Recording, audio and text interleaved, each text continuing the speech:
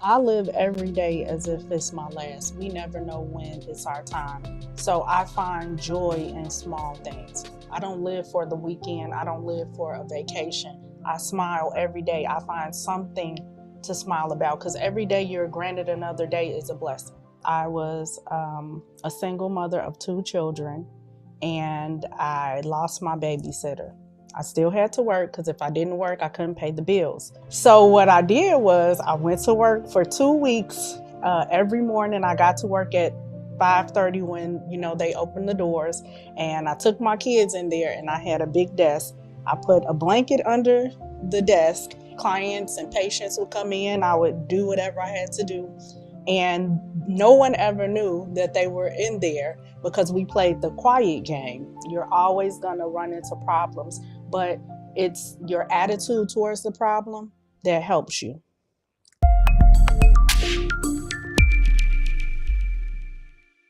Hi there, welcome back to the Growth Motivator Live. My name is Dr. Lisa L Campbell, and I help organizations shed the weight that is holding them hostage. I am so excited. I'm always excited, but I am excited today for the guests that we have in our studios. Now, if you know me, I'm not a shy person. I am open-minded, open to new experiences. And a couple of years ago, I had an opportunity to go on a trip called Cheaper Than Therapy. Now, let me just set the stage for this trip.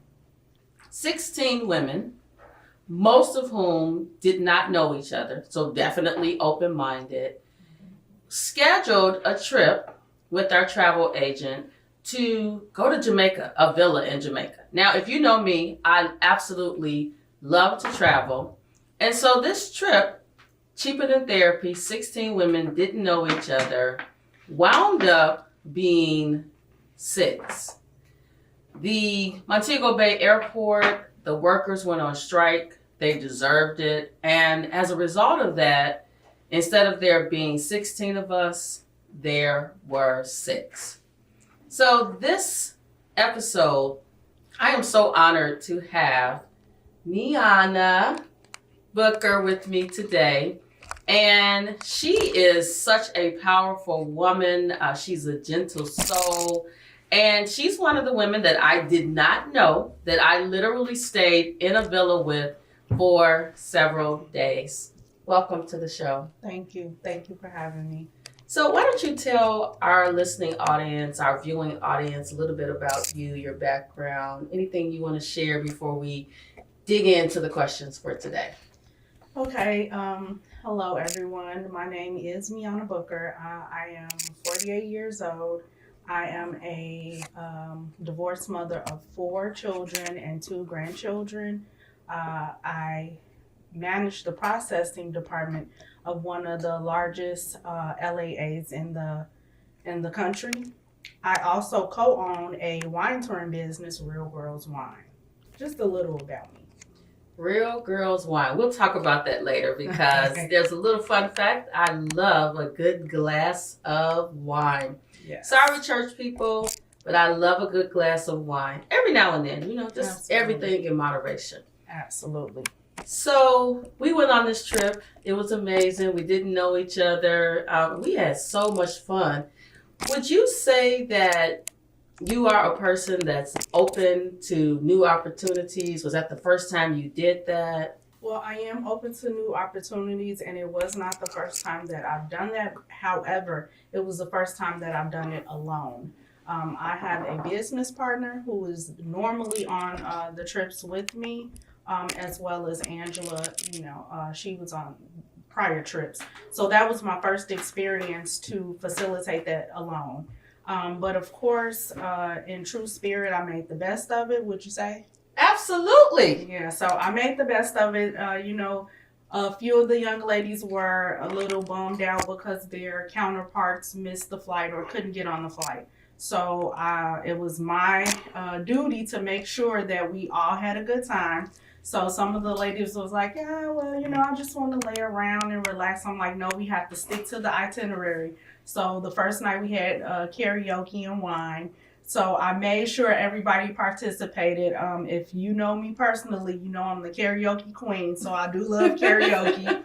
So I just wanted to make sure that, we enjoyed our time. It was, we missed a day and then we missed people, but you still have to enjoy those moments because you won't get them back. So I love it. I love it. And just a little fun fact, I didn't know that was your first time kind of like coordinating it, and you did it, effortlessly with grace. And that was one of the things that I really liked about you when I first met you.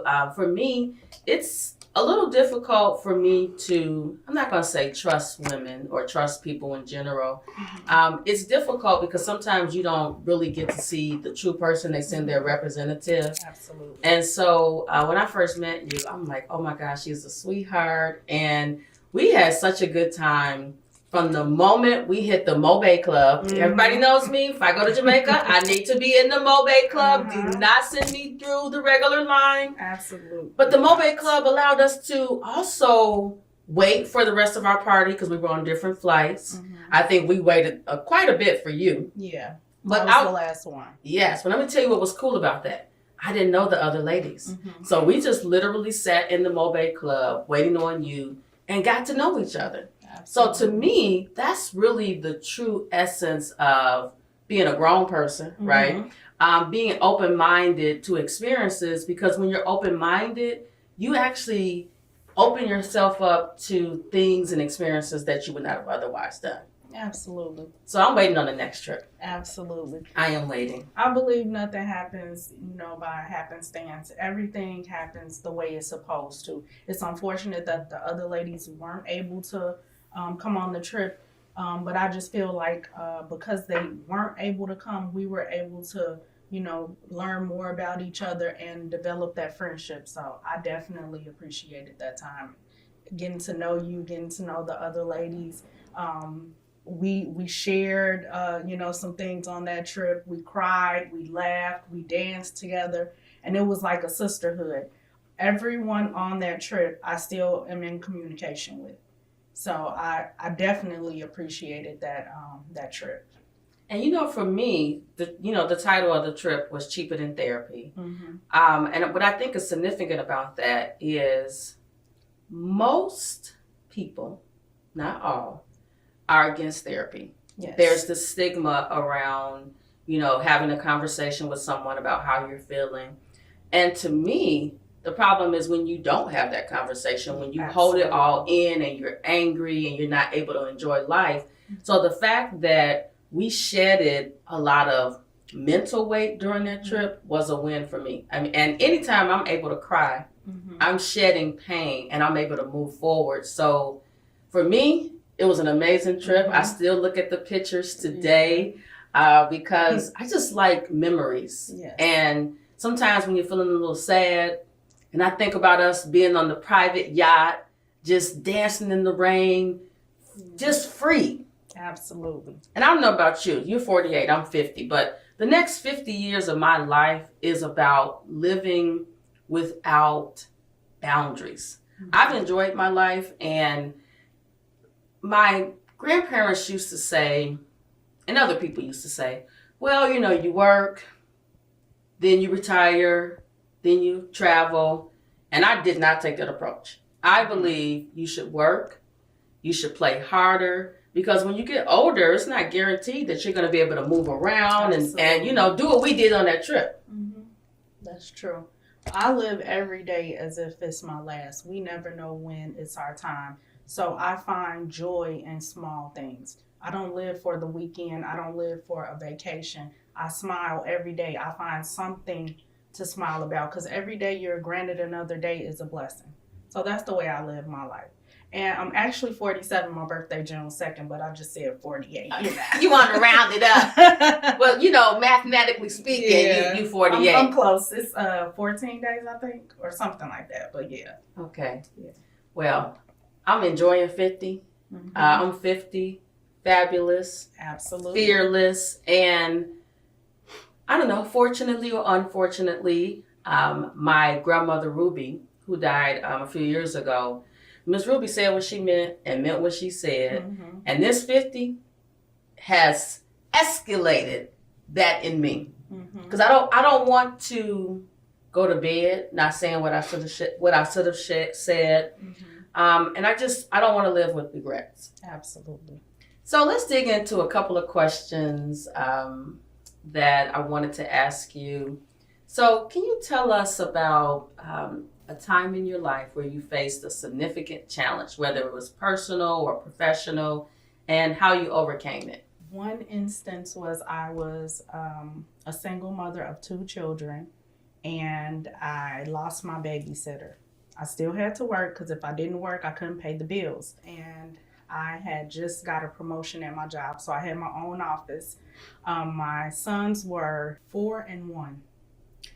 So what I did was I went to work for 2 weeks. Every morning I got to work at 5:30 when, they opened the doors, and I took my kids in there, and I had a big desk. I put a blanket under the desk, and the kids were under there while I was working. Clients and patients would come in. I would do whatever I had to do, and no one ever knew that they were in there because we played the quiet game. So when someone came in my office, I would tell them that they had to be quiet, and if they were quiet, they would get a treat. But that goes back to my grandfather. My grandparents raised me, and my grandfather always said, either you're going to find a way or you're going to find an excuse. So any hardships that we had, I think about what my grandfather said about finding a way. So as a single parent, I could have just, laid down and felt sorry for myself, or I could find a solution. So that's the solution I found. Then I finally found a babysitter. But after the fact, I told my boss what I had done. And she was like, I would have never known. I was in your office having meetings with you, and I didn't even know children were under your desk. But that's just at first I was kind of embarrassed, but God said that's not anything to be embarrassed about. That's a testimony. That's a testimony to that young lady that is a single mom that's struggling to take care of her kids, and she wants to throw in the towel. Don't throw in the towel. Be resilient. Find a different way. Be creative with the ways that you overcome. That's what life is about. You're always gonna run into problems, but it's your attitude towards the problem that helps you. I love it. You actually are making me tear up a little bit because in my new book, Grow With Me, I talk about the struggle of being a single parent. The single parent of a special needs child who, can't talk, can't hear.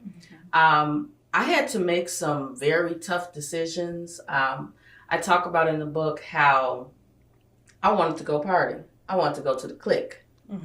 And on Michigan, remember the clique was on Michigan? I think before that it was Heroes. But I would actually go in the newspaper and look for a babysitter. And when I think about that today, I just wonder, what was I thinking? When you have kids, they don't come with a user's manual, right? You just kind of figure it out. My mother always says with the first child, you're figuring it out. The second child, you get your momentum going. But I love how you did not become a victim to your circumstances. I think a lot of times we are in a situation where we're either going to sink or swim, right? Absolutely. And so you executed that effortlessly. Now, I'm sure you probably were on pins and needles about it the whole day. Like they might cry, they might do something. But one of the things I see, I think, in the young people today, I don't know if they have that by any means necessary mentality where I feel like we grew up in that because we're both, in that 50 range. We were born right after a huge civil rights movement. So our parents and our grandparents, they were the vehicle that allows us to live the life that we live today. Even though it's not perfect, it's the life that we're living. And so the strength of our parents and grandparents, I believe, is what's carrying us through. And it's my desire that our children can take that foundation and, live their life. I know our youngest daughter, She's living life without limits. Sometimes I gasp for air at some of the things that she does, but she does them. She makes a decision to do it. She does it, and it works out. And I can't say that I would have done all of the things that she does, but that just speaks to how confident she is in herself. And you exhibited that confidence when you put those babies underneath that desk and said, I need to work because I need to feed these 2 babies, right? Yeah, I didn't know any other way. I really believe that what you feed a child as far as words, they'll grow up and believe that. Even though I had family members in my ear, like, you won't amount to anything, or you just gonna be a baby mama all your life, that sort of thing. You have to be able to say, I'm more than that. Now, have I always thought like that? Absolutely not. There were times when I took what my family was saying to heart, and I felt like I wasn't worthy of the life that I have now. So I instilled that in my kids. It's not what people call you, it's how you feel about yourself. Even if you're in a bad situation, you should focus on the positive. I know some people say fake it until you make it. I say just visualize it until you make it. Visualize yourself being successful. Visualize yourself being the first person to graduate from college in your family. You have to see yourself in that position before it actually happens. Because if you don't see yourself in that position, it won't happen. You won't do the things that you have to do day to day. That's gonna be hard to get to where you need to be. And that's what I instill in my children. Yes, I was a single mother. Yes, I was struggling with things. I couldn't get them the things that they needed, but what they had is their faith. They had a determined mother that was not going to just fall by the wayside and accept what they were giving me. They approved me for low income housing. They approved me for financial assistance, etc. But I didn't want to stay there. So what I did was, instead of accepting the low income housing, I moved to the suburbs. I had to work 2 jobs while I was in school to make sure that I kept that apartment. It was an apartment and not a house. And my kids used to say, why don't we have the house? Why aren't we driving a Range Rover? Why aren't we doing that? Now they have come back to me because they're all adults. Like, I'm struggling by myself. How did you do it with 4 kids? So now they see the other side of it, why I couldn't have the house at that time, why I couldn't drive the fancy cars, So it's about being secure within yourself. And even if you're not super secure within yourself, just knowing that you deserve better than what you have and being better than you were yesterday. Sometimes we get caught up on, other people, and you're doing yourself a disservice because everybody's journey is different. With me, it took me 7 years to get my degree, and that's because I had kids and I stopped and I started. You have to get out of that mold saying life is one size fit all, because it's not. It's not. It's what's best for you in your situation. So tell us about how you stay motivated when you're facing obstacles. How I stay motivated is I have a strong faith in God. I turn to Him and lean on Him for everything. My morning ritual is to get up every morning, read my word, listen to a gospel song, and pray. Even if I'm on vacation and I can't get a book in the Bible in, I'll read a Bible verse, I'll meditate on that, and that's how I start every day. If I get overwhelmed during the day, then I'll take a breath, I'll listen to a gospel song, or listen to a sermon, and then I'm back at it. I love it. So would you say that your morning routine has contributed to your success? Absolutely. It sets the tone for my day. I believe whatever you feed yourself in the morning will sustain you throughout the day. If you wake up to negativity from the day before, you've already messed up your entire day. And I don't take a lot of things personal. Usually when there's something going on with somebody else and, they lash out at you, 99% of the time it's something that they're going through and nothing to do with you. So I try not to take things personal. That's another thing that I do. I love it. I love it. I love it. I think oftentimes people are angry, and they like to put that anger on you.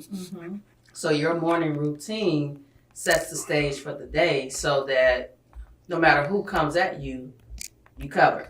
Yeah, absolutely. Now, am I positive all day? Am I happy all day? No, I'm human. Sometimes it gets to me, but then I try to catch myself and say, wait a minute, take a breather, take a walk, just get quiet and, kind of center myself and then, focus on whatever else I have to do.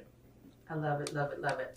So can you tell us about a person that has been a major influence in your life? A person that's a major influence in my life is my grandfather. He passed away a couple of years ago. However, if you know me personally, I always talked about my grandfather. I was very close with him. And that's because my grandfather overcame obstacles. He was born in Midnight, Mississippi, 1932. He had a third grade education. He moved to Chicago. They lived in Robert Taylor Projects, him and his family. But he worked 3 jobs, 2 full-time jobs and a part-time job to buy a house on the south side of Chicago. So he's my inspiration because he only read at a 3rd grade level. But he didn't let that stop him. He overcame all of those obstacles to be successful, to, push his kids to be successful, his grandkids, and his great-great-grandkids, because my kids had a great relationship with him. So they talk about that daily. Anytime they're going through something, they say, well, granddaddy said this or granddaddy said that. So he had a lot of Mississippi sayings, as I would say, but they were definitely motivational quotes. To this day, anytime I'm going through something, I could hear, his voice pushing me, or just things that he said, I remember when I'm going through something. So he's definitely my motivation, just to come from the South and move up here and to, press through all of those obstacles is just amazing to me. So anytime I'm going through something or I want to give up, then I think about him, how his resilience led him up here and, for him to have the life that he had. I love it. My grandfather today is 102. You saw him at my party. Oh, yeah, I did. I'm still in awe of the fact that my grandfather apparently was just walking around the party with his walker, going from table to table. He did. And I know that he is where I get my strength from. I don't know what grade level my grandfather, read at. I just realized I don't even know a whole lot about his education. I know he went to the Army. He's a World War II vet. But one of the things that I often say, education is not what makes you as a person. It enhances what's already in you. A lot of people see me and they say, you have all of these degrees and all of that. Every degree I have was for a reason. Initially, it was I needed to feed my daughter. So I needed to stop working as a manager at McDonald's and do something that was a longer life, career, because healthcare is going to be here. But everything I did with intention. But I think about how my grandfather, your grandfather, they came from basically nothing and made something out of their life. And they did whatever they needed to do to get the job done. Absolutely. And so I wonder, how do we get our kids and our kids' kids to have that same mentality? I think to some extent, and I kind of joke about this often, that, our kids got to experience, as we were able to provide more for them, but they got to experience going on a plane. They got to experience, taking trips that, as a kid, I only took one trip on a plane, and that was shortly after my parents got divorced. My mom promised us that she was going to take us on a trip by plane, and she took us to Florida. And one of the things that was really memorable about that trip, number one, I realized I like the plane. I love getting on the plane. But I also realized that my mom made us a promise, and she followed through on that promise. Even if, it hurt it financially, she wanted us to experience it. And I'm grateful for that because, you only get one life. Absolutely. And seeing the plane in the sky going by is totally different than being on it. Absolutely. So I just feel like each generation we get better. Our kids don't have to suffer the way that we had to. However, they still have to be humble.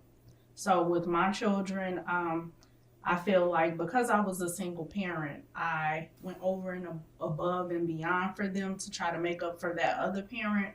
And in some ways, I did them a disservice because I taught them to lean on me and not stand for themselves.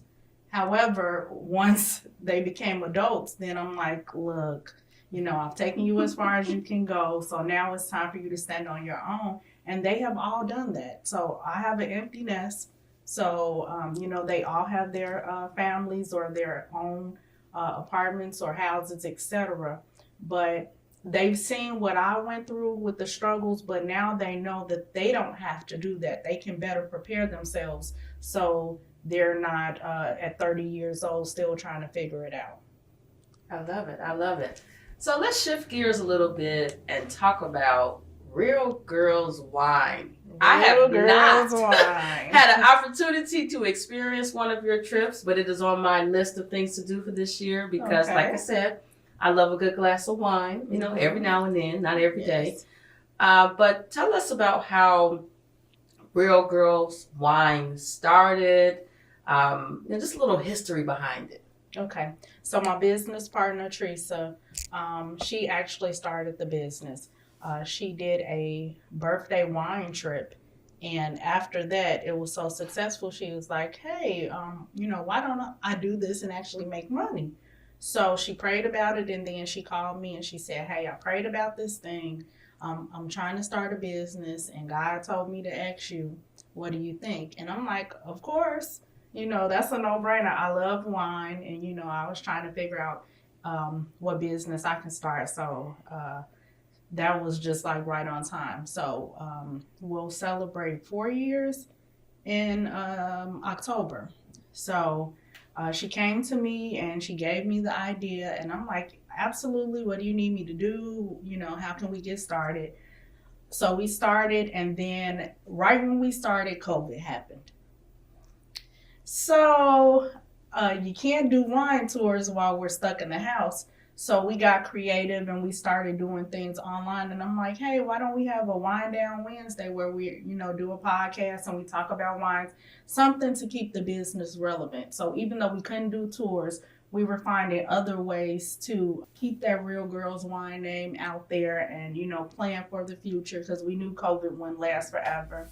So we were planning for the future. So it started off with us only doing wine tours. Now we do bourbon tours. We went to Kentucky. I mix my own bourbon. We do whiskey tours. We incorporated cigars into our... My husband is he's a whiskey and cigar connoisseur. So now you have to come on a tour and you can bring your husband. So we do cigar events, we do whiskey events. We have a trip actually coming up where we're going back to Kentucky to take more people to mix our bourbon. So in Kentucky, we mix bourbon. They give you 5 different bourbons and you mix it the way you want. And then if you want to purchase a bottle, they'll bottle it up for you and you can name it whatever you want. So I named mine Trouble because mine is super strong. So it'll be good trouble or bad trouble, depending on how much you drink. So, we are branching out. We're doing different things. It's been an amazing couple of years. It has been. And we're doing more branching out. We're about to open up a RGW Houston and RGW Detroit. I love it. Yeah. I love it. You know what? I think that when you are a part of something that's helping others, that's bigger than you, it gives you so much satisfaction. When I started the Growth Motivator, I started it as a result of being in a mastermind community. And someone said to me, well, you've always been motivational. In fact, my husband and I went to a White Sox game, and a guy that I went to undergrad with said to my husband, he says to my mother, your daughter was always motivating us and motivational. And so the growth motivator was really an organic creation. Mm-hmm. But I am just so excited about seeing you grow in something that you enjoy. And this is the reality. A lot of people enjoy a glass of wine. Mm-hmm. Men and women like bourbon and whiskey. Now, I'm not one of them. They're a little too strong for me. Yeah. But I think that that's something that you can enjoy that's not tied to a job. I often say that people are held hostage by salary and benefits. Absolutely. And don't get me wrong, salary and benefits has served us well in terms of, providing for our families. Mm-hmm. But you tell me, when you are in your Real Girls Wine space, does it feel like you're working? Absolutely not. What job can you get paid to drink and have fun? And meet a lot of other individuals. Absolutely. That, everybody needs a community, right? Mm-hmm. And so you're building this community as you're going from state to state, city to city. And, Chicago has a lot to offer, but so does other areas in the U.S. And so it's great that you're branching out and experiencing. And now that, this is recorded, so Paul and I must go on a whiskey, bourbon, cigar adventure because he is not going to forget.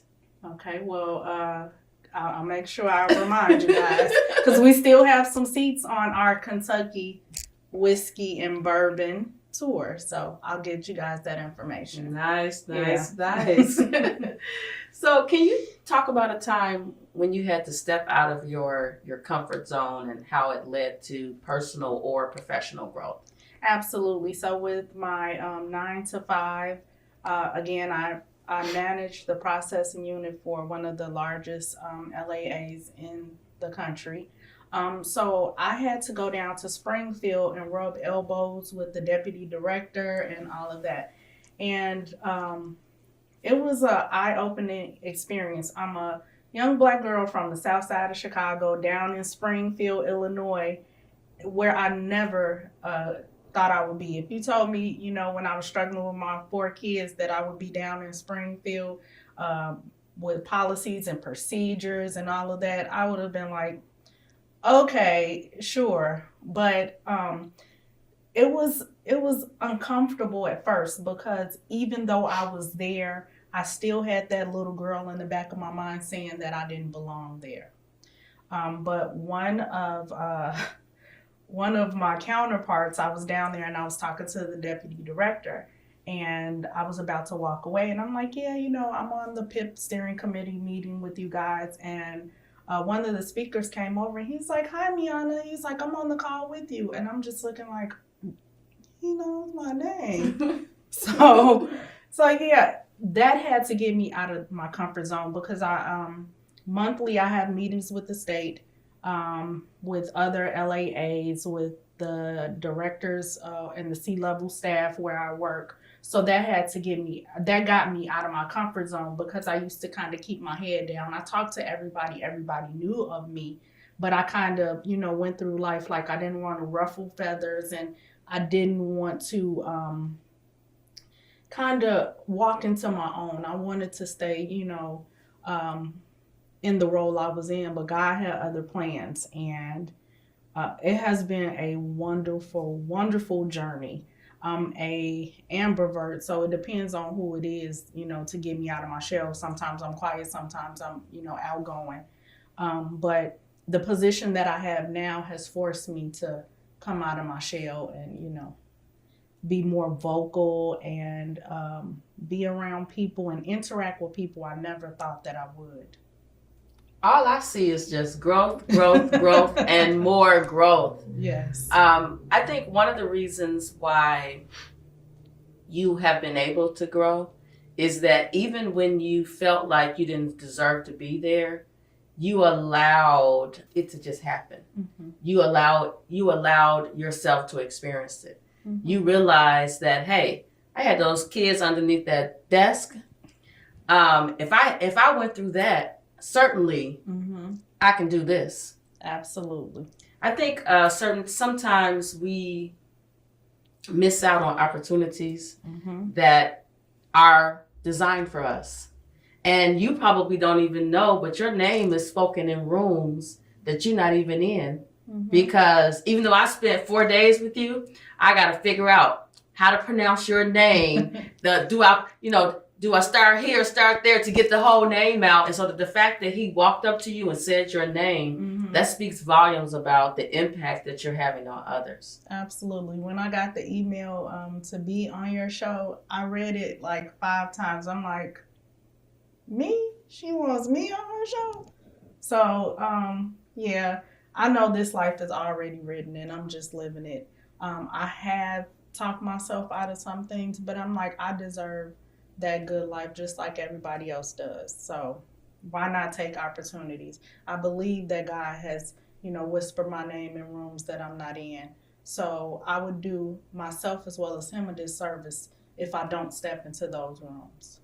Well, guess what? My last chapter of my book is called Faith Over Fear. And it's so significant because as an entrepreneur, I have allowed myself to be held hostage by salary and benefits and trying to juggle my business with the full-time job. And faith over fear is really something that my accountant, Crystal, spoke into my life. She's like, you the talent, boo. You got the goods. You need to close the door with the salary and benefits so that you can operate in your full zone of genius and allow the world to experience you. Absolutely. And so that's something that really, resonated with me. And I just decided I'm going to pull the trigger and keep it moving.